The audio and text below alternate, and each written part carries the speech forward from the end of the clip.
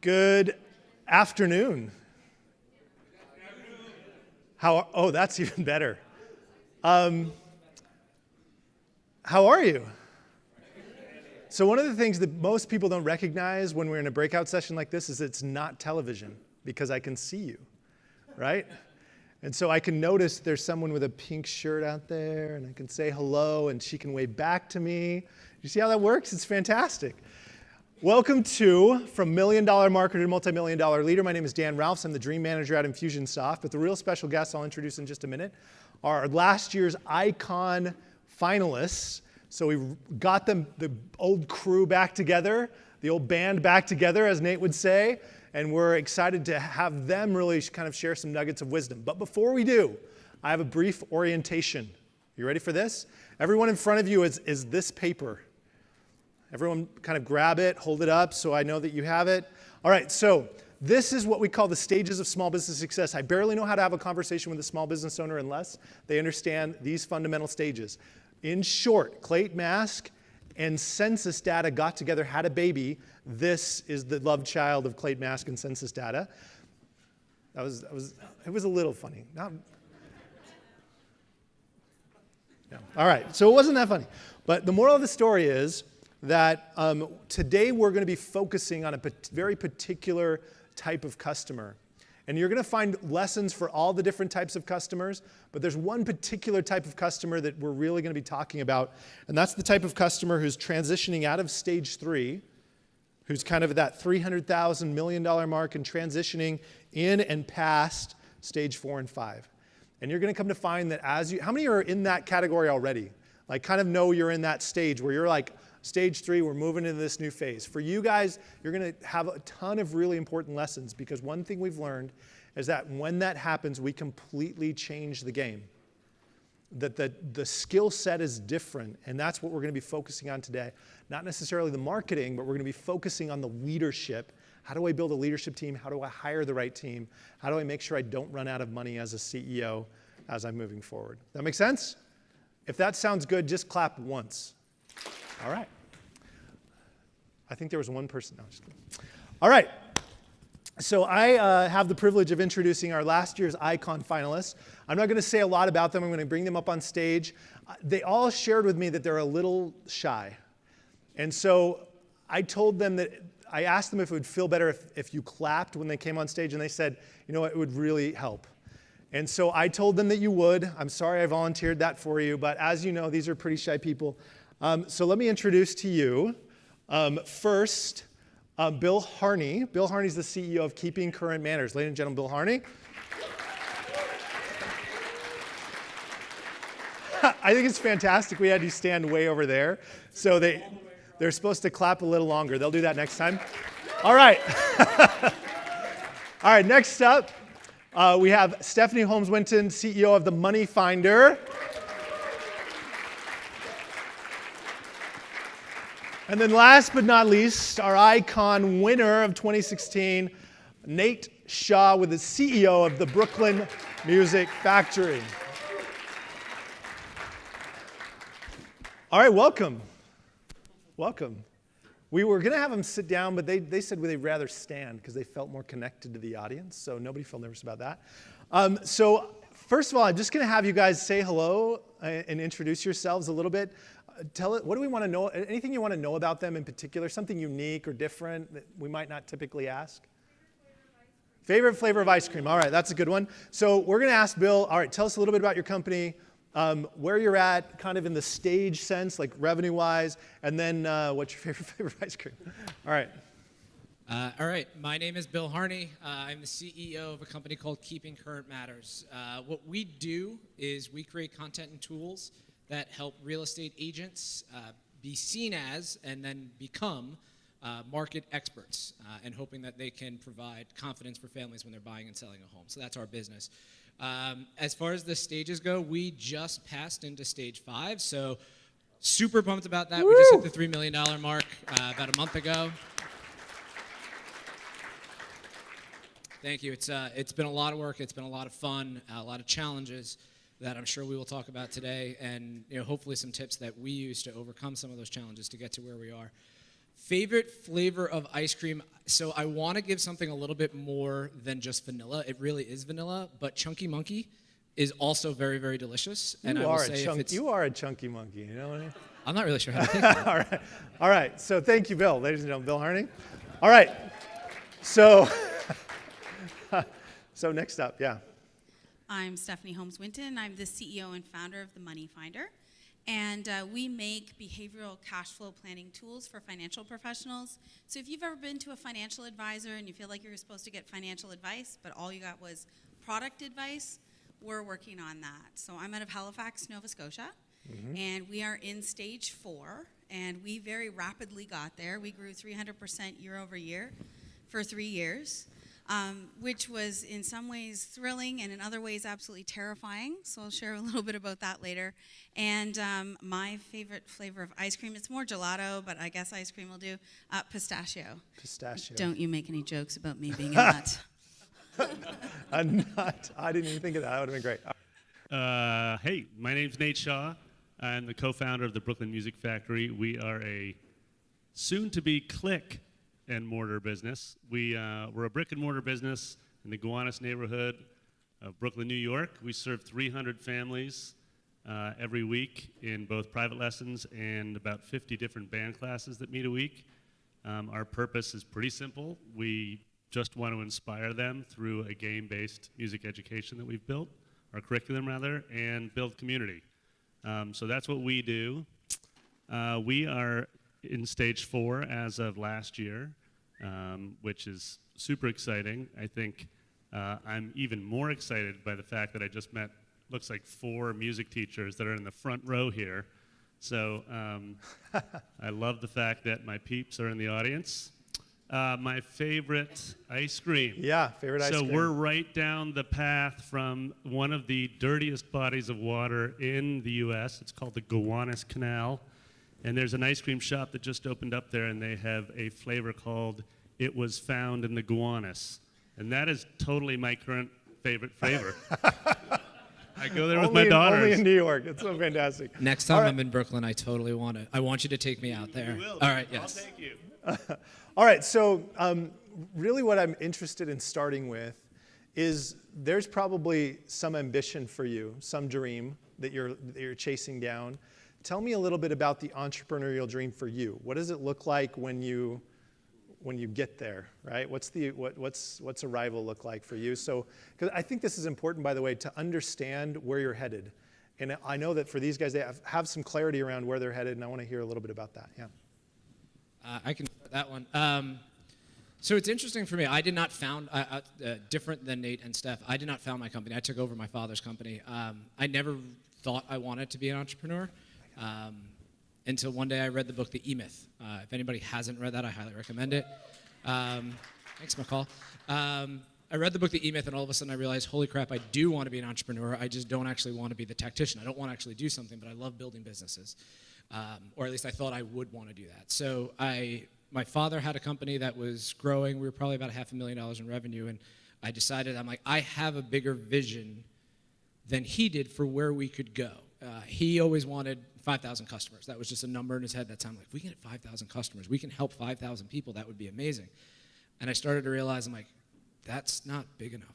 We're able to help a lot more people. We're able to do a lot more and have a lot larger of an impact. And for me, that's when it originally got unlocked, to try to figure out, like, all right, we can have 50,000 customers. We could help 50,000 real estate agents provide confidence for families when they're going through the process of either buying a home or selling a home. Why can't we do that? And that really unlocked it for me. And we're going to ask you why that's scary, right? Because there is a little bit of fear in declaring something bigger. How many of you feel that fear a little bit of saying, somewhere deep down, I want to say big, but in my heart there's something a little scary about that. We're going to talk about that in a minute. Stephanie, tell me about your dream. What's your dream look like?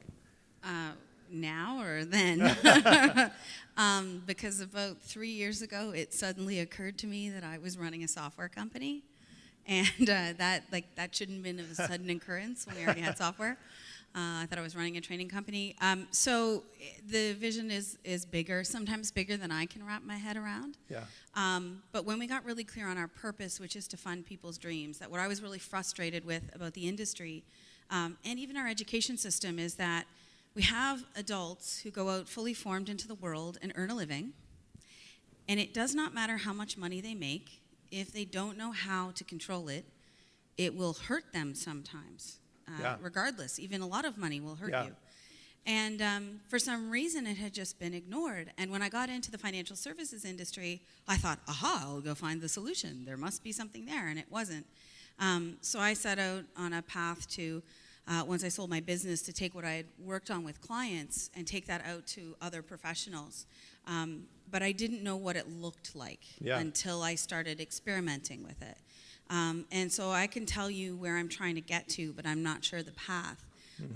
We want to get to 10,000 certified cash flow specialists worldwide, which means we would be able to find billions of dollars a year that is leaking out of people's inefficient debt and spent on things that you would never buy over again if you could, and giving people their power back. Yeah. And so right now we know that most people. That's kind of like earth-shattering. That's like changing the world kind of it's stuff. It's a big deal. And it's fantastic, right? Like that you're about changing the world a little bit. How many of you have the type of business that if you went and did the work, it would have a huge kind of impact in the world, right? It would make a big difference, right? And I hope we all feel a little bit that way about our business. And we're going to talk more about tapping into that as the day goes on. All right, a little school, Brooklyn Music Factory, a little music school in Brooklyn's standing on stage here. Tell us about where you're headed. What is this? Yeah, where we're going. But if I can just, Dan, just take a piece of what you just said. I would argue actually that every single hand in the room should go up when you ask that question. Yeah. I'm all about profit, but I think it should never be at the expense of facilitating real change. Yeah. So purpose and profit can coexist well. So anyways, write that question down that Dan asked, please. How are we going to make a difference? So for me, I have been a teacher. I started as a jazz pianist. I've been a teacher for 25 years. The part that got me most excited was building curriculum, was creating these things I call BLAM games, big lessons about music games. And basically, just trying to get that light bulb to turn on. Anyone in this room wants to come make music with me after this, we can play a game right here, right now, and we'll do it. And I believe that we should all be making music. So that's what inspired me. I didn't realize that I was meant to start a business until much later in life, about 8 years ago, when it occurred to me that you can really scale a vision if you figure out how to bring people on board to your vision. So for me, it was about altering the paradigm of what music education can be, that it in fact can be fun, that it doesn't need to be sitting in a seat all the time, that you can be moving around a studio, and that it can be game-based, and that we now have 22 employees. We're about to launch our online version of our game-based curriculum that's called bigmusicgames.com. Y'all should definitely opt in. I can't tell you when you'll actually get to play a game because we're still testing it with a whole bunch of students every week in Brooklyn. So I love that. Like you sense the passion in. I think there's a lesson in just listening to the passion of the entrepreneurs, right? And I know you have that too. But there's something powerful and meaningful in the leadership that's happening here. So our topic really today. So that's an introduction. But our topic today is how do we?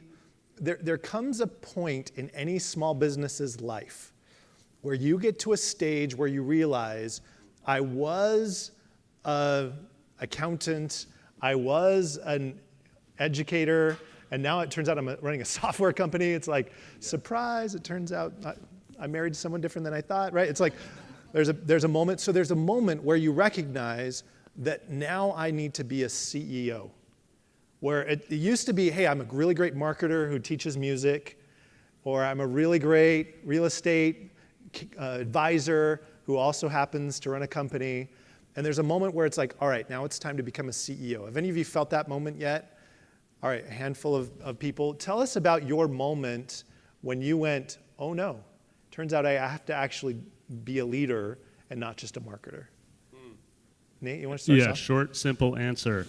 when I felt like I couldn't go in and save every single lesson being taught at the Brooklyn Music Factory, I realized that I had to figure out how to actually nurture, first, great faculty and staff, and then second, what we've been doing for the last year and change has been nurturing leaders. So in a school, it's kind of an easy, it's an easy picture. You just have a director of the piano department, you have a director of the guitar department, the director of the band department. So it's about nurturing those leaders so that they can then empower the teachers to really infuse the So curriculum. you said you were trying to go fix them. I was trying to go into every last studio in my business and fix every lesson that was happening.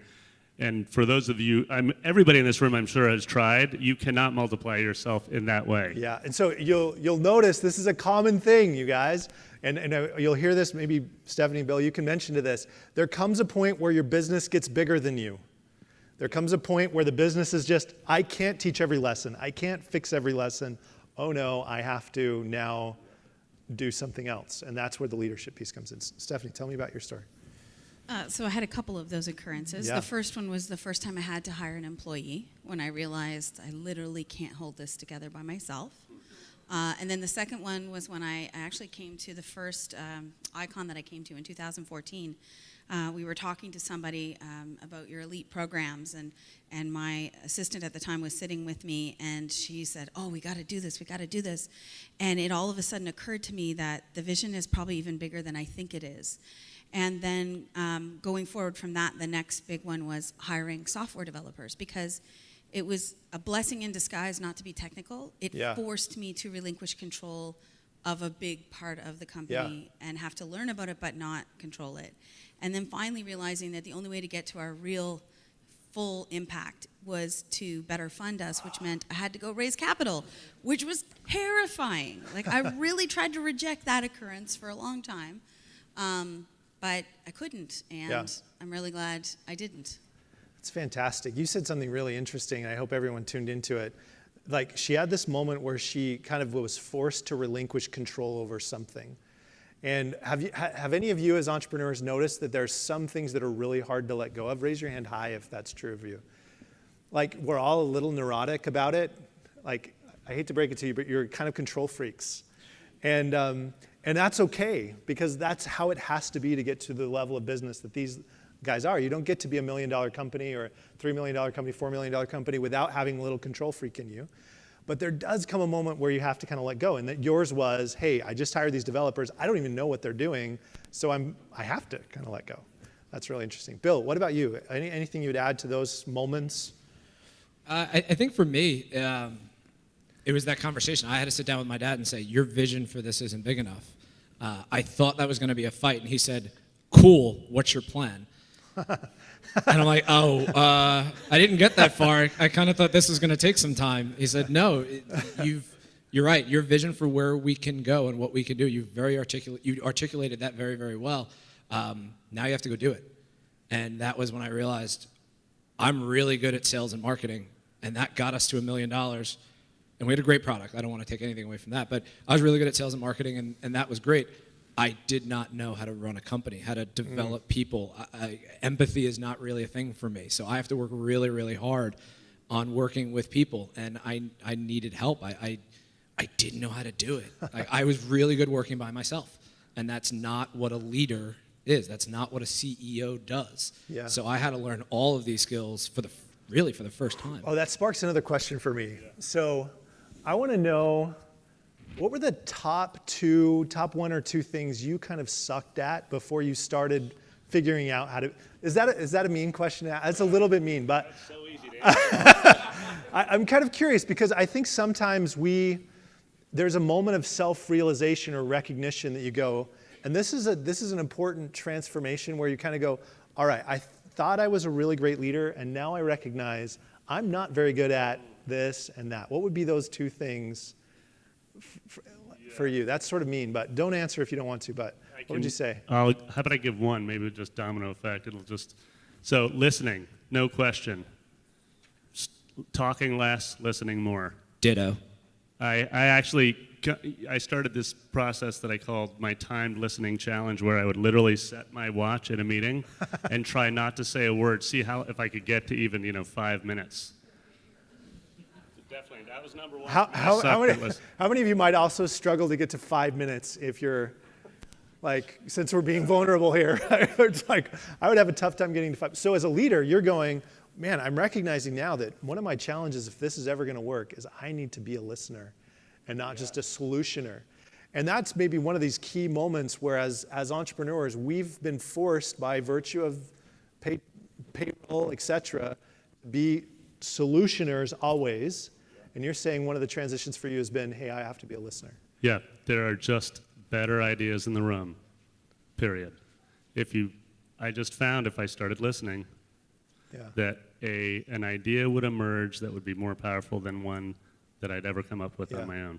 I want to just add a little anecdote. I remember Clay, were you in the room when this happened? But Clay, in one of our lead programs, said, I remember when I thought that when I would bring everyone in to have a collaboration session, that really meant it's time for me to get everyone on the same page as I am. Yeah. Does that make sense? Does anyone else have that experience? It's like, all right, let's collaborate around this, meaning I want you to all to understand my plan and agree that it's really the best idea. Has anybody else had a meeting like that? I know I used to run a lot of meetings that way. All right, so there's sort of this moment, and he said it finally occurred to me that when I collaborated with my team, it turned out that it actually resulted in a better idea at the end of the day. Faith in that concept is hard. Mike, yeah, great. Faith in that concept. That's what we're challenged with, is maintaining the faith. I have to remind the musician to use the mic. All right, so Stephanie, what about you? What was something you were struggling with? So listening was definitely one of them. I have gone into team meetings with change, and I'm only allowed to ask a question for every coin I have, and then I have to stop. And I'm not allowed to say anything. I'm allowed to ask questions. So I've done that. It was definitely one of them, but the big one for me was looking ahead, thinking ahead. Yeah. And it didn't occur to me probably till about a year ago, oh, that's pretty much my whole job, is to look ahead. And I have some really brilliant people on my team, and we have a really new software leader, and he's got 25 years experience, and I made all these assumptions, same with our CFO, that, oh, these guys know to look ahead too, and then I realized, oh, wait, no, that's my job. So I find that it's something I have to consciously do, that when we're looking at things, I have to say, no, okay, have you looked all the way ahead on that? What domino does that hit? What other part of the company does it interfere with? So you said your job is to look ahead. What else is a CEO's job? Don't run out of money. Don't run out of money. And set the vision. Yeah, hire the right team, set the vision, and don't run out of money. I love that. All right, so everyone repeat after me. Hire the right people, hire the right team. Hire the right team. Set the vision. Don't run out of money. Right? That's your CEO's job. I love that. That's really insightful. All right, so I want to talk to you about a couple of key challenges that tend to go with growing and scaling your team. What tips, what advice would you have around hiring and finding a great leadership team? So I'm not talking about frontline employees. I'm talking about support staff. How do you find that next person who might be the chief, the director of sales? How do you start putting that leadership team in place? I just Stephanie? had to do this twice. You've done this a bunch, I just had to do this twice. And I had a leadership team, and I loved them dearly, but we outgrew them really, really fast, and they just couldn't keep up. So I had to go into a highly competitive environment and find a CFO who could become a COO, who could think like a business owner, and would be awesome and not boring and really good at spreadsheets. And for software leader, I had to compete in a really intense situation in Halifax. We have a lot of tech startups. There's a lot of people growing, and everyone's fighting over the same developers. And so after I recruited them, they both told me it was the same thing. It was the clarity of vision. So as far as, how do you attract them? Yeah. It is the clarity of your vision. They said, what's your vision? What's your purpose? Obvious. What's Our your purpose is to fund people's dreams. Our mission is to have 10,000 certified cash flow specialists worldwide by May 2020. And I had a very clear product roadmap of how we would get there. Yeah. First, we would perfect this. Then we would make that. It will connect to this. And then finally, we have tools that the public can use too. And they went, oh, yeah, I'm in. Yeah. Where's the bus? Open the door. Let me in. What she just shared is genius, and it's an evidence of her great leadership. And I want to point out and ask, you can kind of self-reflect, how many of you could rattle off, here's our purpose, here's our mission, and I have a very clear strategy how to get there, right? That is fundamental. When she says set the vision, and I say, what's the vision? She says, boom, boom, boom. That's vital. That's a vital piece in this whole process. I'm Nate, could you do something similar? Oh yeah, totally. Purpose, inspire musicians, build community. 2020 mission is to serve 100,000 students worldwide. And we have a little in asterisks to inspire 25,000 new original songs.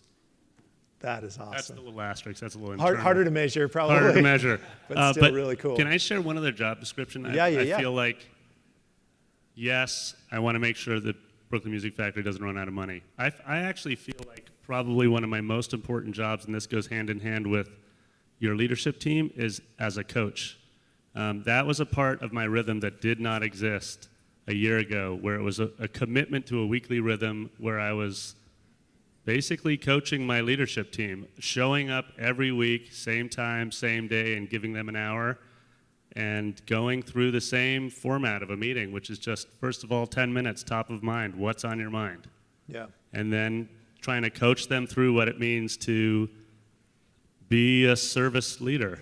That's I feel like a really integral part of our job as a CEO. Yeah, I love that.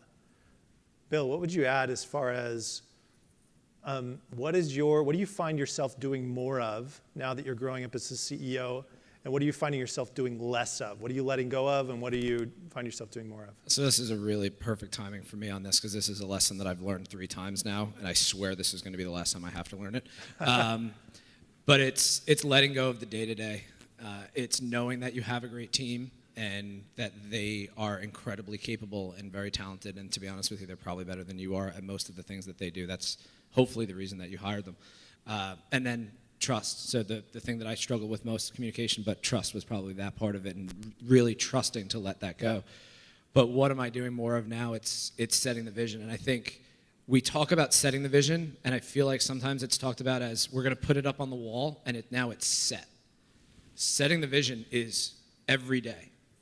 It's setting and reinforcing. If that helps, setting and reinforcing the vision, that's the job of a CEO that wants to go to a multi-million-dollar state. That's what I'm trying to do every single day. So we talked about hiring too, like hiring senior level executives. My entire interview is not, can you do the job? My team hopefully has cleared that by the time that executive gets to my level.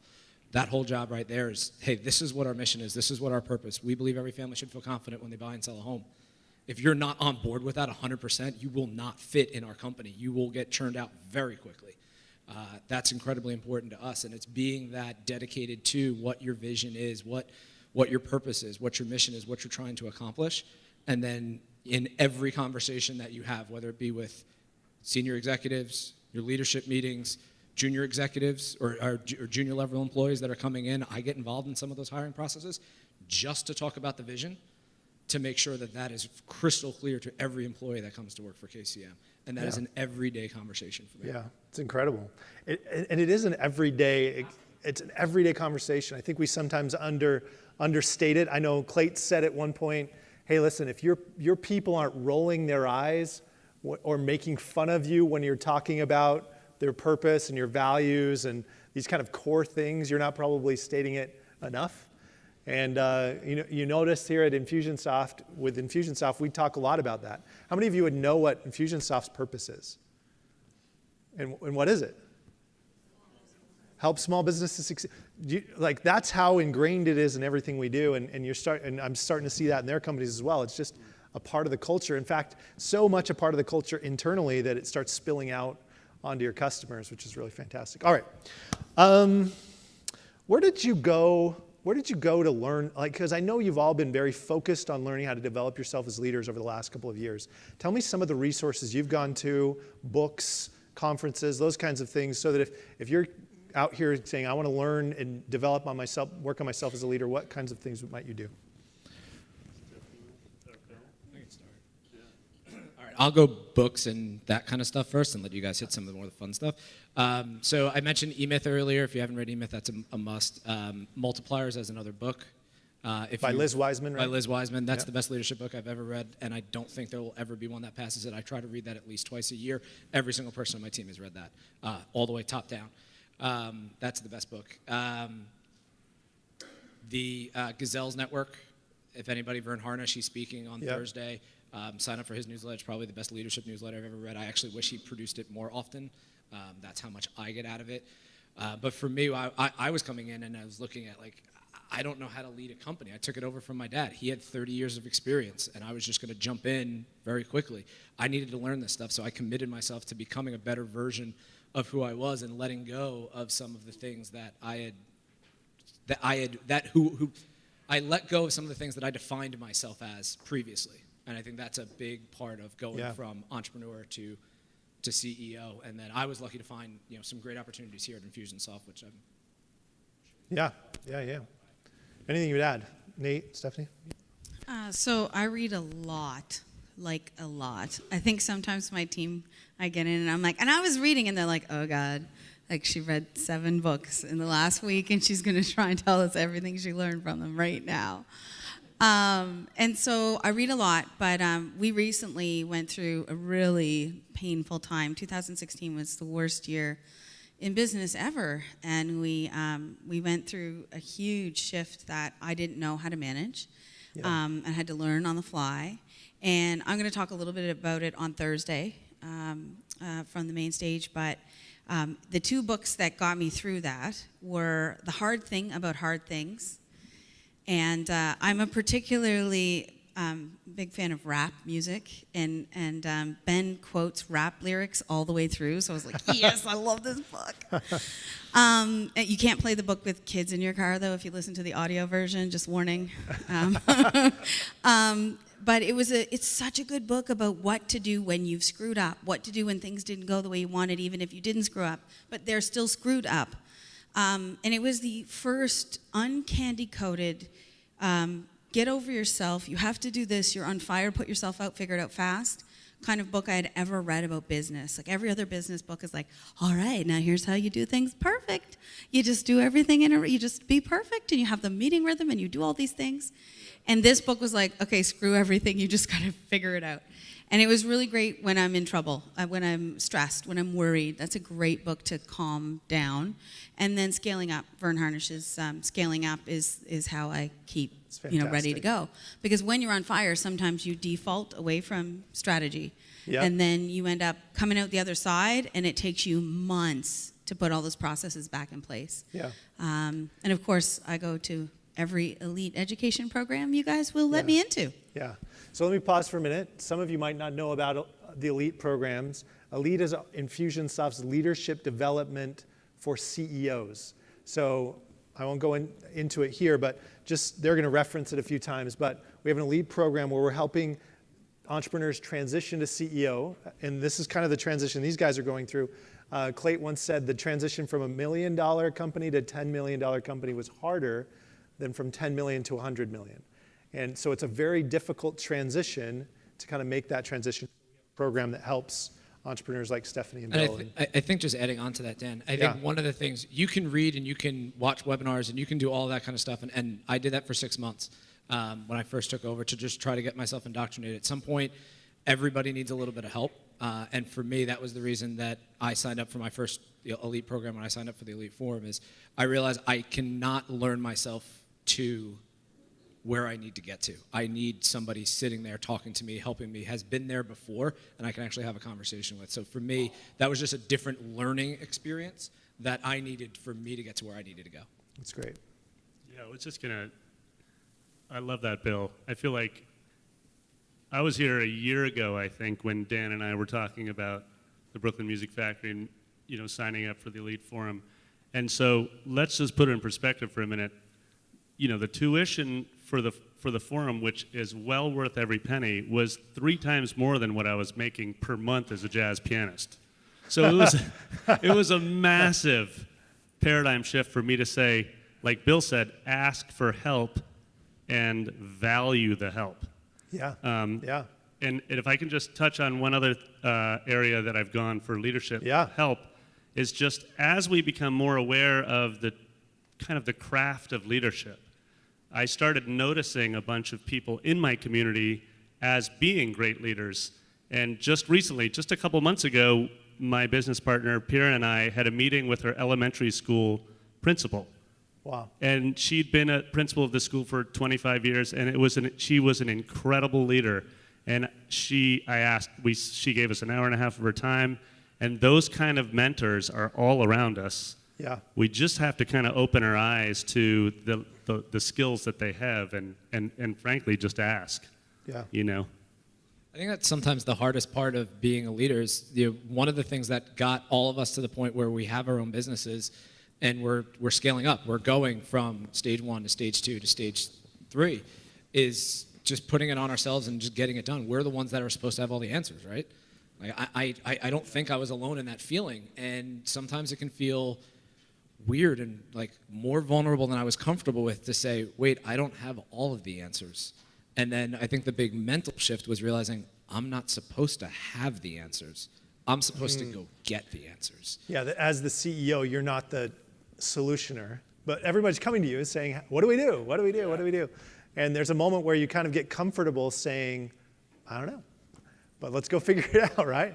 And here's the way we're going to go figure it out. And here's how we're going to organize the conversation to go figure it out. And that's where we need to be. Yeah. I think being a CEO is a particularly lonely role. And I think education is one thing, but a peer group is another thing. And it's the combination of the two that actually helps you get out of your own way. And so I think it isn't just knowledge. Knowledge is fairly useless without application.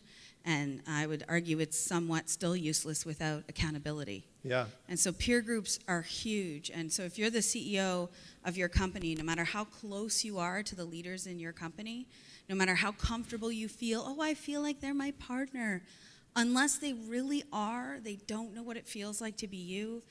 And there's no safe place to really talk all the things through. And so peer groups are huge if you can find Are that. you guys involved in peer groups? Are you all involved in peer groups? Yeah. You are. And what groups are you involved in?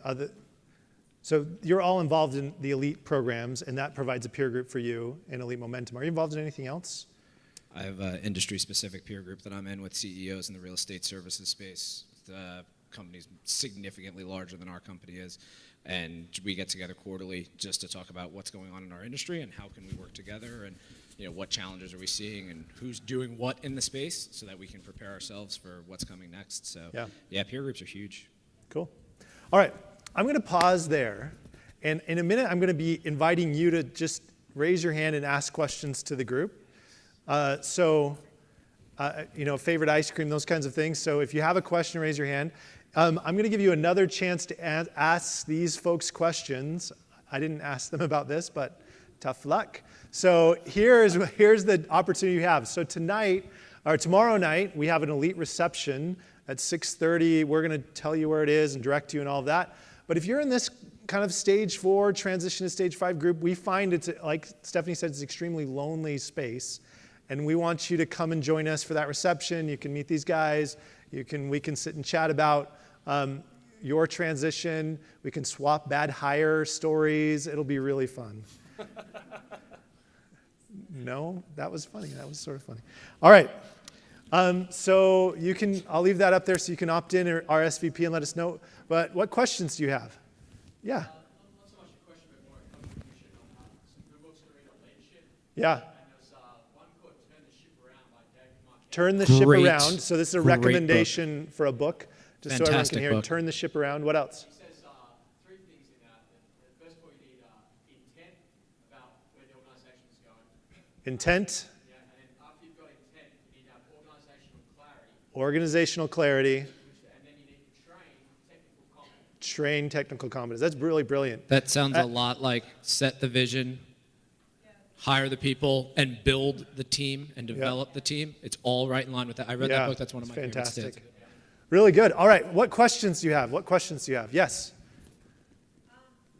Did you have consistent income coming in, or was it more Ooh, to the point where you were cracking yourself about it's expensive to hire This is fantastic. All right, so just to repeat the question so everyone heard, was the income for them consistent, or was there up and down? Because when you're going to hire that $100,000, $80,000 person, there's a moment where you go, man, can I afford this person every month, or just the good months, right? Stephanie, do you have any comments around that?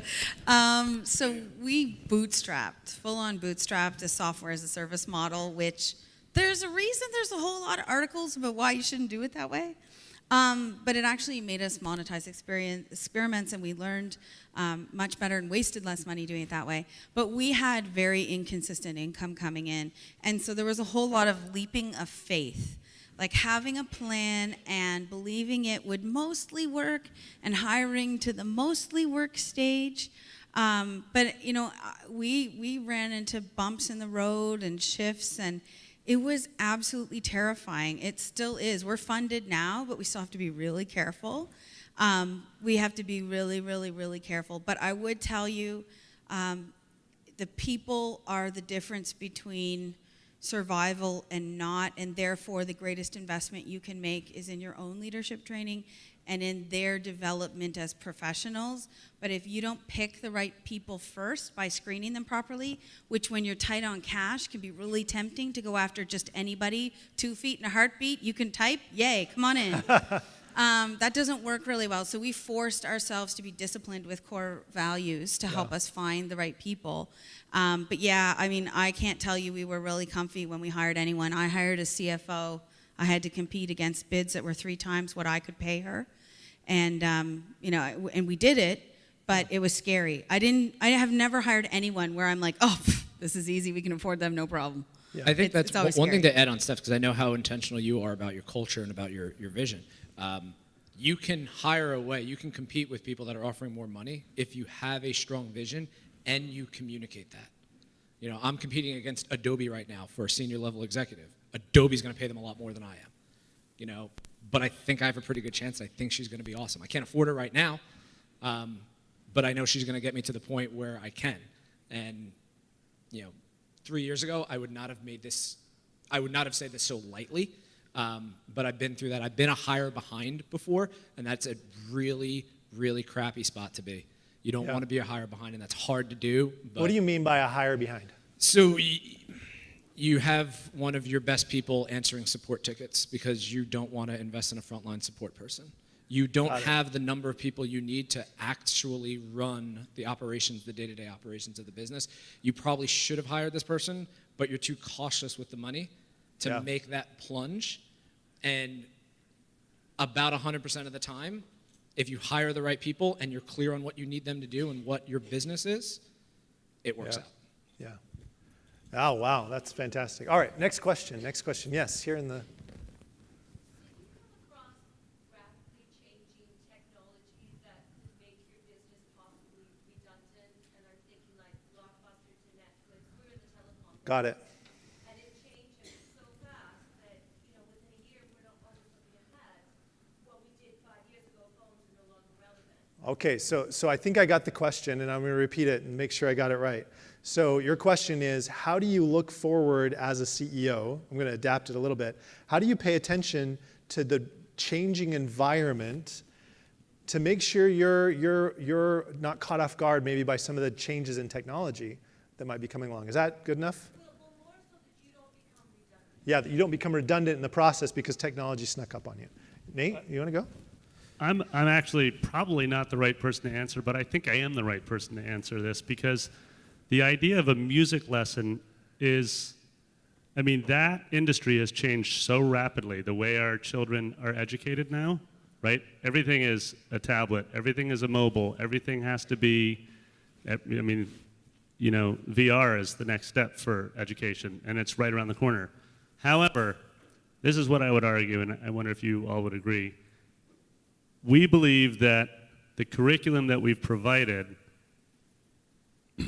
is so beneficial for the families that enroll in our program, which is a very high ticket item, even for New York City, that it will never become outdated.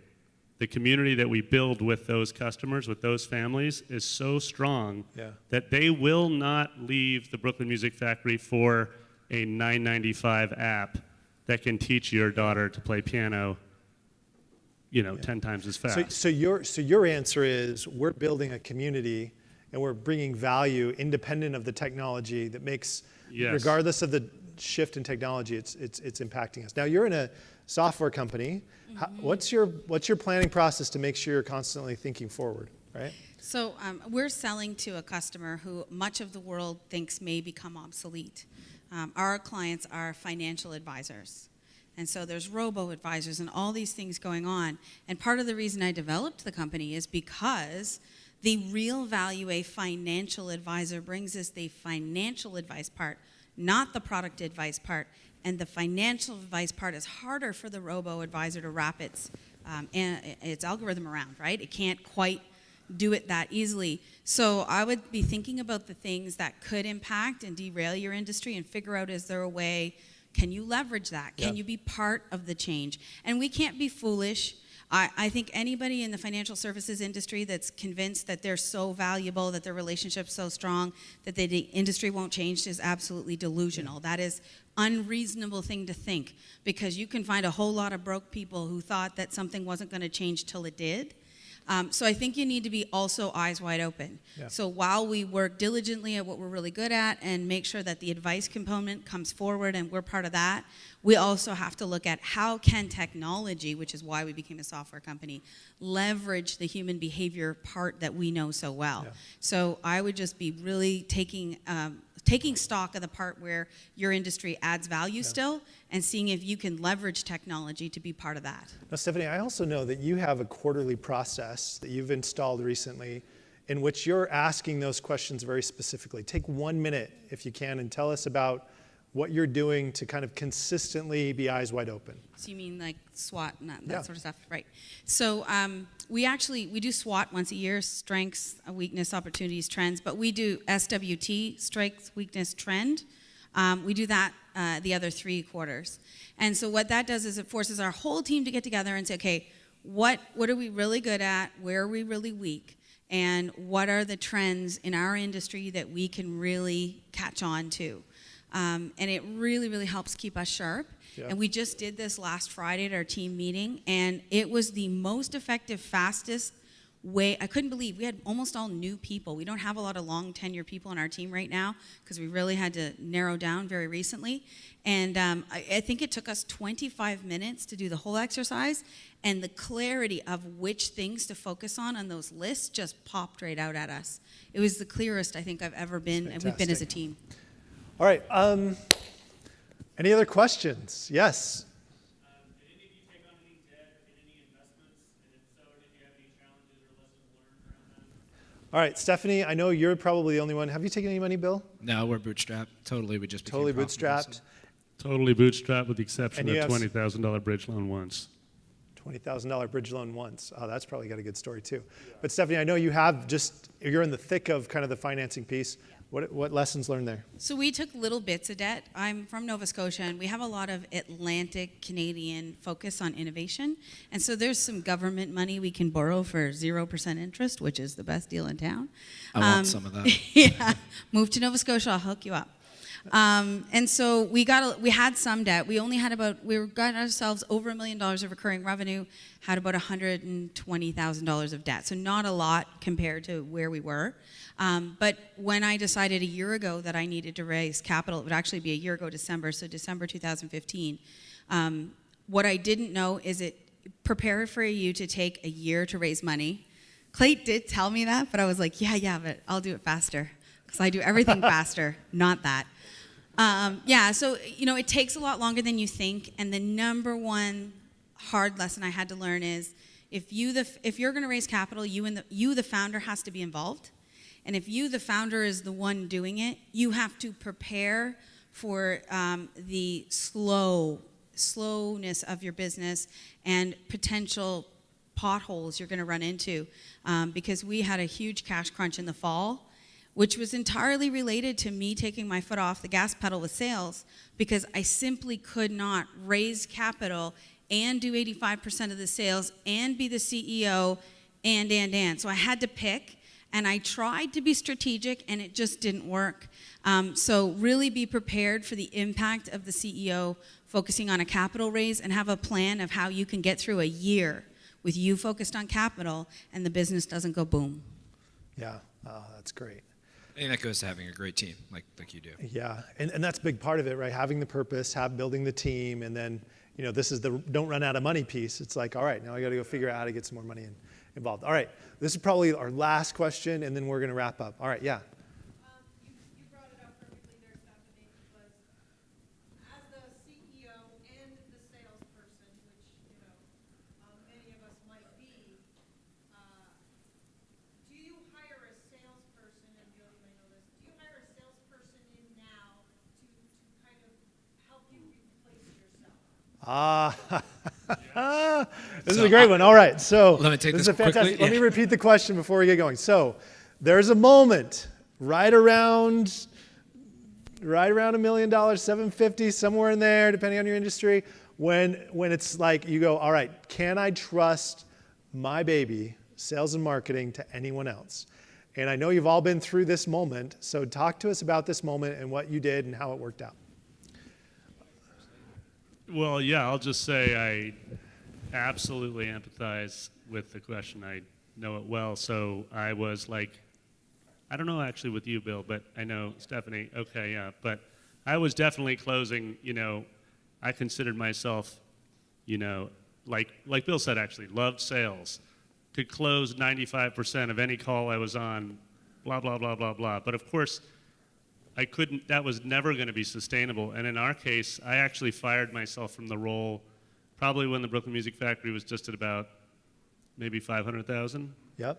So, and we just sort of piecemealed, but as long as I wasn't the one doing the sales calls. And we are, to answer your question now about am I hiring forward, I think we were talking about that. So we have the Brooklyn Music Factory, which is a brick and mortar. We have bigmusicgames.com, which is our online game-based curriculum for teachers and families. That's our next most important hire, is finding someone whose purpose and values driven to be full-time salesperson for the online recurring revenue model. So Yeah. we will be hiring to that position, and yes, I'm scared to put that money up front even though we haven't brought in $1 yet. Yeah. I'll add to that, just saying, I think, over the last few years, I've had the really cool opportunity to talk to a lot of small business owners that are asking that question. They're going from, I was sales and marketing, to now am I CEO and sales and marketing, asking that exact same question. I think that one of the biggest challenges that small business owners, that entrepreneurs that want to be CEOs and get to that point, I think this is the decision that they delay the most, that hurts them the most. Is finding your replacement in this spot. And I will tell you, when I first started up and I took it over, I was doing sales and marketing 1 month, and then I was the CEO the next month, because I cannot spin 2 plates at once, and that is the absolute worst way to do either one of those I want jobs. to ask the audience something. These guys have been, can we give them a round of applause, just an early one? They've been very vulnerable, and they've been willing to kind of be open kimono about, hey, this is what our business is, this is where we're good at, this is what we're bad at. I want to ask you, how many of you are right now in that seat where it's like, I know I probably should be turning some sales and marketing over to others, but I'm nervous about that? Raise your hand if you're in that seat. Right? So it's a consistent problem, and I just wanted you to feel comfort, kind of some sanctuary in the fact that people have overcome it. They've kind of made it past that, and look, they're still here, they still make money, right? Much happier now, too. Actually, and I'd say your business will grow. It's an ego hit to watch your business grow faster now that you've fired yourself. Yeah, well, that's great. Stephanie, you have great experience here, The too. one caution I would say is not that don't plan it. You should do it. And I've done it right and I've done it wrong. But if you're going to hire a salesperson, take the time where you are right now to figure out, what am I doing that is teachable? So my challenge was, I just know how to do it. I didn't need a process. I could just do it. And so when I tried to teach other people what to do, I thought, oh my God, I don't know what to teach them. And I run a training company. Part of our software is training. And so I recently took the sales team back over, and I'm not doing the one-to-one sales. I still do live events. But we really took the time to architect and test and put in place a solid, consistent, and partially automated and partially human-cared sales process, and I wish I had done that earlier, that I had taken the time to think about how am I selling this, how do I want to sell it, what could it look like, and have something to start with so you're not bringing in salespeople and going, guess what to do, off you go. Here's your monthly metric. Yeah.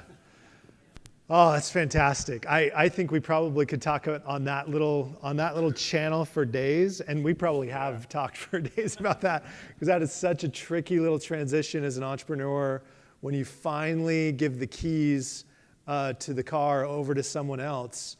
I imagine it's much the same way as having a teenager graduate and leave home, and it's kind of like, I'm not sure I can trust them with their lives. They're going to die.